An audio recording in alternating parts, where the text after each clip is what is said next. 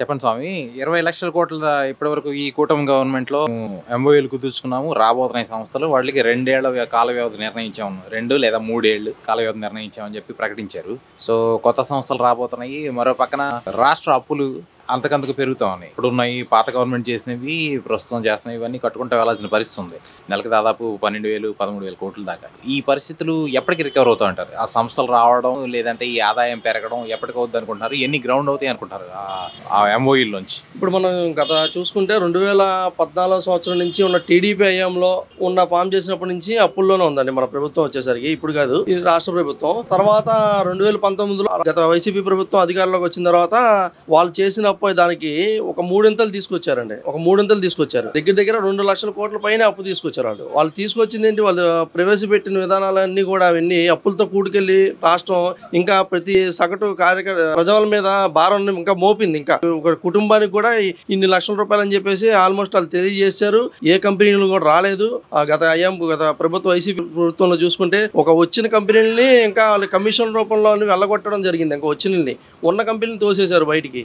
ఇప్పుడున్న కూటమి ప్రభుత్వం వల్ల ఇప్పుడు వచ్చిన టీసీఎస్ కానీ గూగుల్ డేటా సెంటర్ ఏదైతే ఉన్నాయో ఇవన్నీ కూడా హర్షించదగిన విషయం. ఇవన్నీ ఆంధ్రప్రదేశ్ ప్రభుత్వంలోనే ఇప్పుడు వీళ్ళు చేస్తున్న ఏంటంటే, వీళ్ళు స్వతంత్రంగా వెళ్ళి వేరే దేశాలకు వెళ్ళి మా దగ్గర కంపెనీలు పెట్టండి అని చెప్పేసి వాళ్ళతో కంపెనీలతో టైఅప్ అవ్వడం కానీ, ప్రతి ఒక్కరిని కూడా వచ్చిన కంపెనీల దగ్గరికి వాళ్ళకి కొంత భూమిని కేటాయిస్తూ తక్కువ వ్యవధికి కానీ కొద్దిగా ప్రభుత్వానికి భారం అయినప్పటికీ కూడా ఇక్కడ కొంత ఉపాధి జరిగిద్దని చెప్పేసి పరిశ్రమలో పెట్టుబడులు పెడితే రాష్ట్రం అభివృద్ధి పడుతుంది.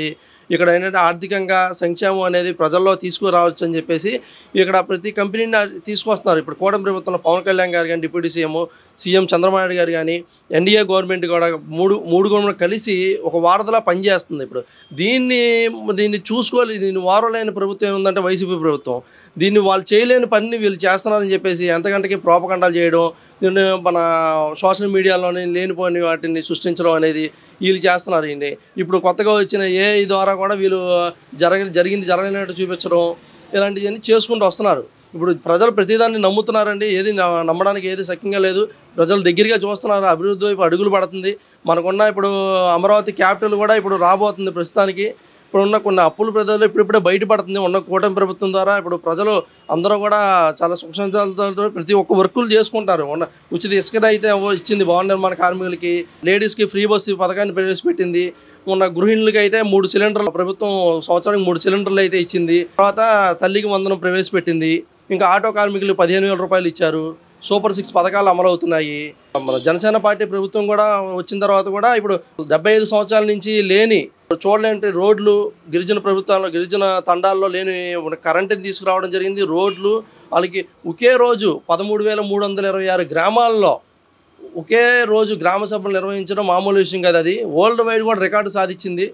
ఆ గ్రామ సభలు నిర్వహించి పవన్ కళ్యాణ్ గారు పల్లి పండుగను తీసుకొచ్చి 400 కోట్లు గ్రామ పంచాయతీల అభివృద్ధికి తీసుకొచ్చారంటే అది పవన్ కళ్యాణ్ గారి నిజాయితీ, పారదర్శకత, పాలన అది చూడొచ్చు ఈ రోజున. అలాగే ఇప్పుడు పర్యాటక రంగం కూడా ఇప్పుడు పవన్ కళ్యాణ్ గారు తీసుకున్న శాఖ అయితేనే ఉంది. కందులు దుర్గేష్ గారు తీసుకున్న శాఖ జనసేన పార్టీలో కూడా వాళ్ళు తీసుకొచ్చిన విధి విధానాలు కూడా ఇప్పుడు ఏనుగులు తీసుకొచ్చి వన్య జాతి అంతటికి కూడా ఎట్లాగా సంరక్షణ ఎలా తీసుకురావాలి, మొన్న తీసుకున్న గంధపు చెక్కలది ఆ ఇష్యూని తీసుకురావడం అనేది ఏ ప్రభుత్వం కూడా ఇప్పటికి వచ్చి ఏ నాయకుడు చేయనటువంటి పనిని తీసుకొచ్చి పవన్ కళ్యాణ్ గారు అన్నిటికీ అలా అడ్డంగా నిలబడిపోయి దీంట్లో ఎంత జరుగుతుంది అవినీతి అనేది కొన్ని దగ్గర సంవత్సరానికి 2,000 రూపాయల కోట్లు అవినీతి పాలన జరుగుతుంది గంధపు చెక్కల్లో. దీన్ని ఆయన్ని క్షుణ్ణంగా పరిశీలించి ప్రభుత్వ అధికారులతో కూడా ఒక కార్యక్రమాన్ని చేపట్టి ఇది మనం ఎలా అరికట్టచ్చు, ప్రతి దొంగకు కూడా ఒక ట్రాకింగ్ సిస్టమ్ తీసుకొచ్చి ఈ ఆదాయాన్ని ప్రభుత్వం ఉపయోగించుకుంటే ఆంధ్రప్రదేశ్ అనేది ఇప్పుడున్న అభివృద్ధికి 10 రెట్లు మనం తీసుకెళ్ళొచ్చు అనేది ఆయన బహిరంగంగా మీడియాలో చెప్పడం, వాళ్ళకి వార్నింగ్ ఇవ్వటం. వీళ్ళు గవర్నమెంట్ గత చేసిన అన్ని అరాచకాలన్నీ డ్రగ్స్, గంజాయి, గంధపు చెక్కలు, ఇల్లీగల్ అన్ని యాక్టివిటీస్ తీసుకొచ్చి ఇందులో ఆదాయం తీసుకురావడం జరిగింది. ఇప్పుడున్న ప్రభుత్వం డ్రగ్స్కి, గంజాయికి నిరోధితంగా ఇది అనేది పూర్వంగా ప్రక్షాళన జరగాలి. ఇటువంటిది ఇప్పుడున్న యువత దీని నుంచి చెడుదారి పడుతున్నారని చెప్పేసి వీటిలో ఉన్న అవినీతులన్నీ అంటగడుతున్నారని చెప్పేసి మళ్ళీ ఇదే కూటమి ప్రభుత్వం బలపడితే వైసీపీ గవర్నమెంట్కి మనుగడ ఉండదని చెప్పేసి వీళ్ళు భావించి దీన్ని ఓర్చుకోలేక ఇప్పుడున్న 11 సీట్లు మనకు ఇప్పుడు ఉన్న సీట్లనే ఇప్పుడు శాసనసభలో మాట్లాడిన పరిస్థితి ఇప్పుడు జగన్మోహన్ రెడ్డి గారిది. ఇప్పుడు పిల్లి 4 గోడల మధ్యలో ఉండి ఎలాగా పులి వాసన అయితే పోయింది. ఇప్పుడు పిల్లి చేష్టలు చేసుకుంటా ఉన్న క్యాడర్లో 4, 5 మాటలు కూడా అవి కూడా ఇప్పుడు ఉన్న ప్రజలకి ప్రతిపక్షంలో ఉండేటప్పుడు ఎలా తోడ్పడాలి, అధికార ప్రభుత్వానికి ఏమైనా చేదోడుగా ఏమైనా అప్పచెప్పాలి, ఈ కార్యక్రమం చేస్తే ఎలా బాగుంటుందని చెప్పేసి లోకేష్ గారు కూడా చెప్పారు. వాళ్ళ నుంచి మేము తీసుకొచ్చాం కంపెనీలు, వాళ్ళు కూడా ఏమైనా కంపెనీలు తీసుకొస్తే వాళ్ళనే తీసుకోమని చెప్పండి, ఇంటర్న్షిప్ ఏదో వాళ్ళకే గౌరవం ఇస్తాం కూడా అని చెప్పారు. వాళ్ళు అరిగిపోగా ఇప్పుడున్న ప్రభుత్వాన్ని ఎండగడదామని చెప్పి చూస్తా ప్రజలకి లేనిపోని అనే అపోహలు కల్పించడం అనేది చాలా దురదృష్టకరం. వాళ్ళు ఏ స్థితిలో ఉన్నారో వాళ్ళ మెదడులు కానీ వాళ్ళకి ఉన్న ఆలోచన విధానం పూర్తిగా పోయింది. వాళ్ళు ఇంకా ప్రభుత్వంలో వస్తామని చెప్పి ఆ దురాలోచనలోనే ఉన్నారు. నేను చూసుకొని చెప్పొచ్చు. గూగుల్ డేటా సెంటర్ వైజాగ్కి ప్రకటించిన తర్వాత, ఉత్తరాంధ్రలో చాలా ఒప్పందాలు చేసుకున్న తర్వాత, మొన్న విశాఖ సమ్మిట్ తర్వాత ఈ పార్టీలో మార్పులు జరుగుతున్నాయి. వైసీపీ నుంచి చాలామంది అంటే జనసేనలోకి టీడీపీలోకి వస్తారనే ఊహాగానాలు బలపడినాయి. సో వస్తారన్న సంకేతాలు కూడా వెలువడినాయి. వాటి మీద మీ స్పందన? సమ్మిట్లు అన్నీ కూడా ఇప్పుడు ప్రజలు దగ్గరగా చూస్తున్నారండి.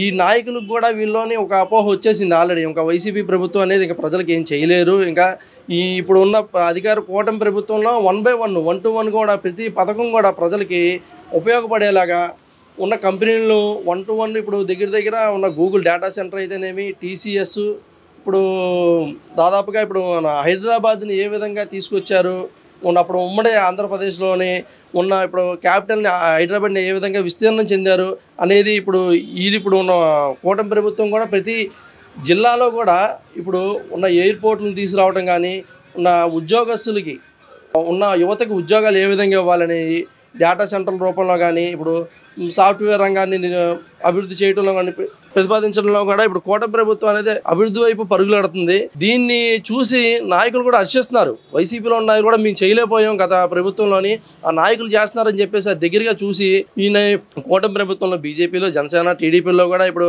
వాళ్ళ గవర్నమెంట్లో లేనిది ఇక్కడ గవర్నమెంట్లో చూశారు కాబట్టి దగ్గరగా వస్తున్నారు. మాతోనే ఇప్పుడు కలిసి ట్రావెల్ చేద్దామని చూస్తున్నారు.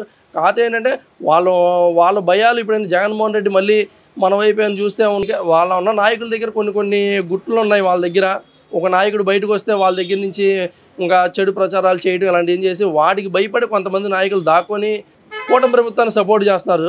ఇది కూడా ఏంటంటే నాయకుడు కూడా వాళ్ళ నాయకుడు కూడా ఇప్పుడు కొన్ని రోజుల్లో వాళ్ళు చేసిన అరాచకాలు, అన్యాయాలు ఒక్కొక్కటిగా బయటపడుతున్నాయి. మొన్న చేసిన మంత్రి జోగి రమేష్ గారు ఆ రోజు ప్రజావేదిక మీదకి వెళ్ళడం అలాంటివి కానీ, ప్రతిపక్షంలో ఉన్నప్పుడు ఉన్న తెలుగుదేశం, జనసేన పార్టీ నాయకుల మీద కేసులు పెట్టడం ఇలాంటివన్నీ దగ్గరగా చేశారు. ఇప్పుడు నాయకులు కూడా కూటమి ప్రభుత్వం కక్షపూర్తి సాధనలు ఏం చేయట్లేదండి. వాళ్ళు చేసిన అరాచకాల అన్యాయాలను ప్రజలలో చూపిస్తున్నారు. దాన్ని వాళ్ళు రాజ్యాంగబద్ధంగా మీద వారి మీద చర్యలు తీసుకుంటా ఒక్కొక్క నాయకుడిని వాళ్ళు చేసి బయటపడుతున్నాయని చెప్పేసి వాళ్ళు ఇప్పుడు కొద్దిగా భయాందోళనలో ఉన్నారు. ఇంకా ఏంటంటే రాజశేఖర రెడ్డి గారు పేరు చెప్పుకుంటే మళ్ళీ 4 ఓట్లు పడతాయనే ఉద్దేశంతోనే జగన్మోహన్ రెడ్డి గారు చూస్తారు. ఇప్పుడు అది లేనిదని అందుకే తెలిసిపోయిందండి. సొంత ఇంట్లోనే షర్మిల గారిని, వాళ్ళ అమ్మగారిని సైతం రోడ్డు మీద పడేసి వాళ్ళు చేసిన అధికారంలో ఉన్నప్పుడు అధికార దాహంతో ఎన్ని విధాలుగా చేశారు. రాష్ట్రాన్ని అప్పుల పాలు చేసి అన్యాయంగా దోచుకొని ఇప్పుడు ప్రజలకి అప్పుల బాధ అయితే పూర్తిగా వాళ్ళు తీసుకోవాల్సిందే. ఇది వైసీపీ ప్రభుత్వం నిర్ణయం తీసుకోవాల్సిందే. దీని గురించి అప్పుల పాల కూటమి ప్రభుత్వానికి ఎటువంటిది సంబంధం లేదండి. ఇప్పుడున్న అప్పులు చేసిన ఏమైనా ఇప్పుడున్న చేసే అప్పులు అయితే ఏంటంటే అభివృద్ధి కోసం, కంపెనీల కోసం, వాళ్ళ కోసం ఏదైనా కొంత చేసి ఉండొచ్చు. ఇది కూడా ఏంటంటే కొంతవరకు కొన్ని రోజుల్లోనే ఆర్థికంగా మన గవర్నమెంట్ అనేది నిలదొక్కుంటుందని మనం చెప్పొచ్చండి. గూగుల్ డేటా సెంటర్ తర్వాత అంతకుముందు గంజాయిని చూసిన, ఉత్తరాంధ్రలో గంజాయిని చూసిన అదే కళ్ళతో గూగుల్ డేటా సెంటర్, నెక్స్ట్ ఇప్పుడు టీసీఎస్ మీరు చెప్పినట్టు ఇవన్నీ వస్తున్నాయి. ఆ మార్పు ఎలాంటి ప్రభావం చూపిస్తుంటారు ఉత్తరాంధ్ర మీద? ఇవి నిజంగా గ్రౌండ్ అవుతాయి అంటారా? మొత్తం ఈ ఒక 20 లక్షల కోట్లు ఇప్పుడు ఎంఓయూలు చేసుకున్నారు. ఉత్తరాంధ్ర వైపు నుంచి చూస్తే మీకు ఎలా కనిపిస్తుంది బయట నుంచి? ఉత్తరాంధ్రలోని మనకున్న జిల్లాలు చూసుకుంటే అండి, విశాఖ, శ్రీకాకుళం, విజయనగరం కొద్దిగా వెనకబడిన జిల్లాలు చూసుకోవచ్చు. ఇప్పుడు గత ప్రభుత్వంలోని 3 క్యాపిటల్ అని చెప్పేసి ఏ ఒక్క జిల్లాని కూడా పట్టించుకోకుండా నామార్తపు శంకుస్థాపనలకు నిర్దేశించిన గత ప్రభుత్వం వైసీపీ ప్రభుత్వం అయితే చూసుకోవచ్చు. ఇప్పుడు ఉన్న టీసీఎస్లు ఇవి కూడా అంటే వెనుకబడిన జిల్లాల వారికి మనకు ప్రాముఖ్యత ఇస్తే కొద్దిగా ఆర్థికంగా అక్కడ ఉన్న యువత, అక్కడ ఉన్న కొద్దిగా మౌలిక సదుపాయాలన్నీ కొద్దిగా బాగుపడతాయని చెప్పేసి ఇప్పుడున్న కూటమి ప్రభుత్వం నిర్ణయాలు తీసుకున్నారండి. అందువల్ల టీసీఎస్ కానీ ఏమన్నా సరే వైజాగ్లోనే ఒక పోర్ట్ ఉంది. మనకి ఆ పోర్టు దగ్గర ఉన్న స్థలాలను కేటాయించడం జరిగిందండి. ఇప్పుడు గత ప్రభుత్వంలో దేశంలో ఎక్కడ పట్టుబడినా సరే గంజాయి అయితే, డ్రగ్స్ అయితే దాని వెనకాల మూలాలు అయితే వైసీపీ ప్రభుత్వం నాయకులు బయటకు రావడం జరిగింది. ఇక్కడే గత ప్రభుత్వంలో ఉన్న అక్కడ ఉన్న నాయకులు ఇక్కడ మన ఆంధ్రప్రదేశ్లోని మన దురదృష్టకరం ఏంటంటే ఆంధ్రప్రదేశం పేరు బాగా బయటకు వచ్చేదండి. గంజాయి పాలన, డ్రగ్స్లోని ఎక్కడ పట్టుకుపడ్డా సరే అది ఆ మూలాలు ఎక్కడ ఉన్నాయంటే వైసీపీ ప్రభుత్వంలో నాయకుల దగ్గర ఉన్నాయి. దాన్ని ఎంతవరకు దాని కరప్షన్ అనేది వాళ్ళు దాన్ని అరికట్టనే పోవంగా దాన్ని ప్రజ్వలనం చేయొచ్చు. దాంట్లోంచి ఇప్పుడు ఎక్కడైనా చూసుకుంటే మనకి పెట్టుబడులు ఏమైనా కంపెనీల రూపంలో తీసుకురావాలి, లేదంటే ఆదాయ మార్గాలు చూపించాలి. దేనివల్ల చూపించాలంటే వీళ్ళు చూపించిందంటే మద్యంలో చూపించారు. ఆదాయ వనరులు మద్యం ఎంచుకున్నారు. దాని తర్వాత సెకండరీగా డ్రగ్స్, గంజాయిని తీసుకున్నారు.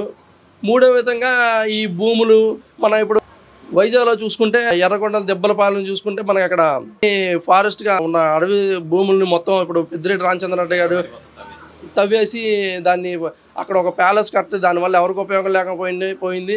ఇప్పుడు మొన్న పవన్ కళ్యాణ్ గారు, డిప్యూటీ సీఎం పవన్ కళ్యాణ్ గారు సర్వే చేశారు హెలికాప్టర్లోని పెద్దిరెడ్డి రామచంద్ర గారిని.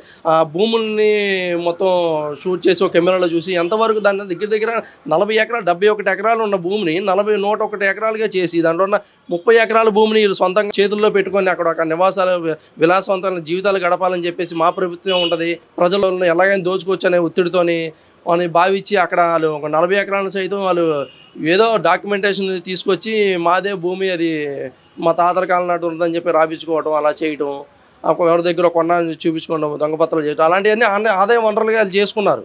దీంట్లోనే అంతేగాని ఒక కంపెనీని తీసుకురావడం కానీ ఎలా అభివృద్ధి వైపు వేద్దామని చెప్పేది ఏం లేదు. ఏదో ఒక ప్రజా సంక్షేమ పథకాలని చెప్పేసి నవరత్నాలను బయటికి తీసుకొచ్చారు. కానీ ఆ నవరత్నాలు అనేవి 0 రత్నాలుగానే మిగిలిపోయినాయి. అవి దానివల్ల అంటే అప్పులు ఇంకా కూడిపోయింది. ఈ ఆంధ్రప్రదేశ్ ప్రభుత్వం ఇప్పుడు భారం అంతా కూటమి ప్రభుత్వమే పడింది సార్. నెక్స్ట్ అరణ్యం మధ్యలో పెద్దిరెడ్డి గారు తన ప్రైవేటు స్థలం ఉంది, అలా అది ఎలా వచ్చిందో కూడా తెలియదు. అధికారుల మీద ఆయన రాజ్యంలో ఆయన సొంత రాజ్యంలాగా తయారైంది అక్కడ అని చెప్పి విమర్శలు ఉన్నాయి. రీసెంట్లీ ఇప్పుడు అధికారులు కూడా ఆయనకి చెందిందే స్థలం అని చెప్పి ప్రకటించడం కూడా చూస్తే మీకు ఎలా అనిపిస్తుంది? అది ఎప్పటికీ మారుతుంది అంటారు అక్కడ వ్యవస్థ, అధికార యంత్రాంగం? కానీ అక్కడంతా వాళ్ళ అధికార యంత్రం వాళ్ళ చెప్పు చేతుల్లో పెట్టుకున్నారండి. ఇప్పుడు గత ప్రభుత్వంలో కూడా ప్రతి ఒక్కరిని బెదిరిస్తా, ఇప్పుడు అటవీ శాఖ పూర్తిగా దండకారణ్యం చుట్టూ చూస్తే మొత్తం ఆ భూములను కూడా రోడ్డు మార్గం కూడా దానికోసం వేసినట్టుంది. ఆయన తీసుకున్న సరే ఈంది సొంతంగా ఈంది భూమి అయినప్పటిది అయితే గత ప్రభుత్వంలోనే ఎందుకు ఈయన విలాసవంతంగా కట్టించుకున్నారు? అంతకుముందు కూడా ఉండాలిగా, మరి ఏదో శంకుస్థాపన ఏదో ఒకటి భూమో గోడ కట్టుండాలిగా, అది లేదు. మరి ఈ టైంలోనే ఎందుకు అంత పెద్ద భవనం వెలిసింది ఆ చుట్టూ మధ్యలోని? దానికి ఉన్న సీసీ కెమెరాల వ్యవస్థ చుట్టం కానీ అది ఒక దీవిలో ఉండాలి, ఒక సామ్రాజ్యాన్ని సృష్టించుకోవాలి. ఈ అక్కడ ఉన్న యంత్రాంగం మొత్తం కూడా వీళ్ళే అధికారులను చెప్పు చేతను చూసి ఏమన్నా ప్రతి ఒక్కరిని భయపెడతా, బెదిరిస్తా, అప్పుడు ఇసుకని అడ్డంగా దోచుకోవడం. ఇంకా చూసుకుంటే మొన్న జరిగిన నెయ్యిలు కూడా తిరుమల తిరుపతి దేవస్థానంలో ఏ విధంగా చూసొచ్చు అక్కడ జరిగిందా. దాదాపు సంవత్సరానికి 1000 కోట్ల పైనే, దాదాపుగా ఇప్పుడు 4 సంవత్సరాల్లో చేసింది దాదాపుగా 1000 కోట్ల పైనే ఓన్లీ కల్తీ నెయ్యి ద్వారానే వచ్చింది. అది అప్పటికి సిట్ అధికారులు వీళ్ళు కూడా అప్పటికి ఇచ్చారు. ఇది లడ్డూలు కూడా అక్కడ ఉన్న అధికారులు కూడా చెప్పారు వాళ్ళకి, స్మెల్ వస్తుందండి, ఇది ఆగట్లేదు, ఎక్కువ రోజులు నిల్వ ఉండట్లేదండి. గత ప్రభుత్వంలో దానికి కూడా ఎప్పటి నుంచో ఆ కలియుగదయం వెంకటేశ్వర స్వామి వారి లడ్డు అంటే తీర్థప్రసాద ఉన్నది. మన దేశమే కాకుండా చుట్టూ ఉన్న చాలా దేశాల్లో కూడా ఇది మనకి ప్రత్యేకత భావించి ఉంది.